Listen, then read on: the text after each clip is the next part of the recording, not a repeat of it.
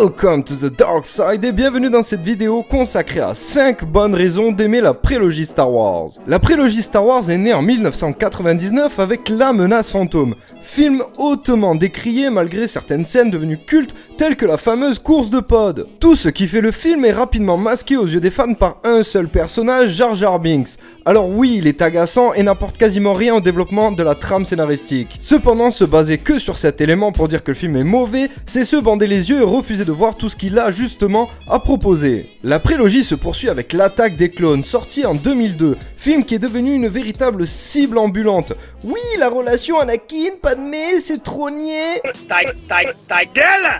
T'es moche! Argument hyper facile sans tenir compte du fait qu'Anakin à ce moment-là est un adolescent, donc oui forcément il y a un apprentissage de la vie derrière, et oui la scène aurait pu être autre. Bref, l'épisode 3 quant à lui sort en 2005 et il est pour beaucoup l'un des meilleurs films Star Wars. Alors pourquoi aimer la prélogie en 5 points? C'est parti! Un univers vaste et riche. Loin de moi l'idée de dire que l'univers de la trilogie originelle est petit, mais la prélogie vient en effet l'enrichir considérablement.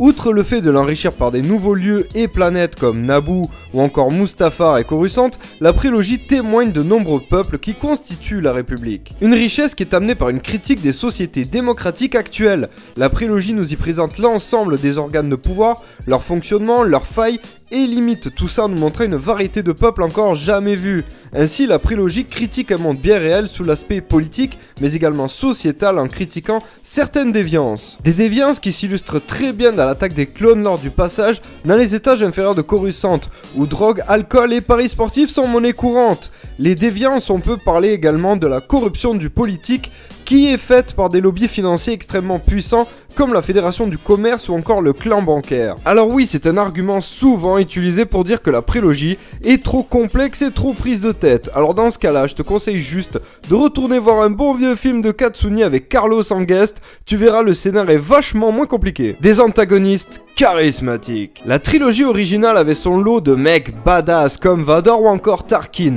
et la prélogie n'échappe pas à la règle. On peut citer le comte Dooku par exemple, qui use de perfidie, une perfidie tout à fait délicieuse en toutes circonstances, conjuguée avec son petit air condescendant, et vous avez un mec ultra badass.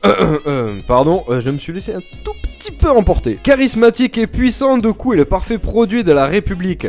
Plein de bonnes intentions, il a fini lui aussi happé dans cet engrenage de confusion et de trahison en tout genre. Autre antagoniste badass mais bien trop vite battu, je parle bien du jetpack sans tête, Jango Fett. Il est le digne représentant du criminel sans foi ni loi n'ayant d'amour que pour l'argent. N'hésitant pas à offrir son blaster au plus offrant, celui-ci se fout complètement du destin de la galaxie, précipitant même celle-ci dans une guerre d'ampleur inégalée. Bien qu'il s'ait fait raccourcir de 12 bons centimètres, il a cependant démontré ses talents au combat en tenant en échec Obi-Wan Kenobi et en tuant de nombreux autres Jedi lors de la bataille de Geonosis. Autre grand méchant et de loin celui que je préfère, Missy Borg, Miss Extoy, je parle bien de Grievous. Antagoniste emblématique de la saga, il est un véritable exterminateur de Jedi. Déchiqueteur de clones à ses heures perdues, il fait preuve de ruse et de divers stratagèmes afin de parvenir à la victoire. Ne reculant devant rien, il est capable de sacrifier ses propres troupes afin de vaincre. Quel salopard, je te jure. Formé aux arts Jedi par Dooku, il est un adversaire redoutable en combat singulier. C'est également un personnage largement développé dans diverses œuvres comme Clone Wars, The Clone Wars ou encore divers comics et romans. Autre personnage très développé dans les œuvres annexes, je parle bien de Darth Maul, qui par son seul passage dans La Menace Fantôme a conquis le cœur des fans. Puissant, violent, agressif, assoiffé de sang, il témoigne de la fureur et de la colère des Sith, ne laissant absolument aucune chance à Qui-Gon Jinn.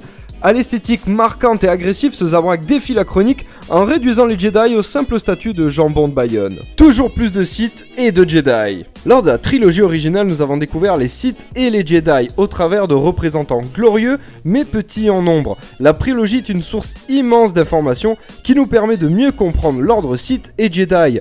La menace fantôme par exemple nous permet de mieux comprendre le fonctionnement des Sith. Ainsi, comme le dit Yoda, les Sith vont toujours par deux, un maître et un apprenti. La règle des deux, règle fondatrice d'une grande partie du lore de Star Wars. On a également pu voir comment les Jedi fonctionnaient-ils, que ce soit de manière idéologique, administrative, mais encore politique. On a également pu voir Comment dans un excès d'orgueil les Jedi ont-ils renié leur histoire et leurs valeurs afin de se transformer en véritables soldats de la justice? Bon, justice, c'est vite dit, surtout quand tu kidnappes des enfants avec ton vieux camion à glace. George Lucas. George Lucas n'est pas ressorti indemne de la trilogie originelle, bien au contraire. Il n'est qu'un homme qui, bien qu'il ait accouché de la saga, il s'est fait rapidement dépasser par le succès de sa propre création. Star Wars devient un mythe et quasiment une religion pour certains fans. Ainsi, durant les années 90, Lucas s'enferme dans sa tour d'ivoire et noue une relation plutôt étrange d'amour-haine avec Star Wars. Pour lui, la saga ne lui appartenait plus mais appartenait bel et bien aux fans.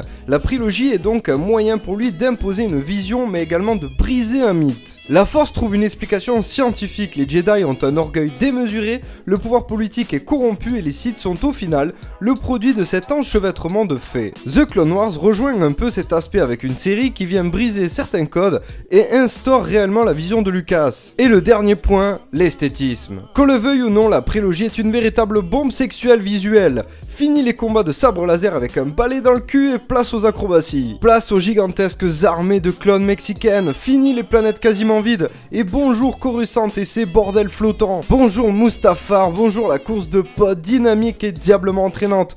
Place aux combats spatiaux juste titanesques, comme celui face aux séparatistes. Bref, visuellement la prélogie est une claque, même si oui, la menace fantôme a mal vieilli. Cependant, elle témoigne des balbutiements d'une nouvelle technologie, et rappelons juste que certains films sortis il y a peu font vraiment pire. Certaines scènes de Wonder Woman sont horribles visuellement, même si j'ai aimé le film. À côté, certaines ghouls sauvages pixelisées et codées avec le cul rendent mieux quand même.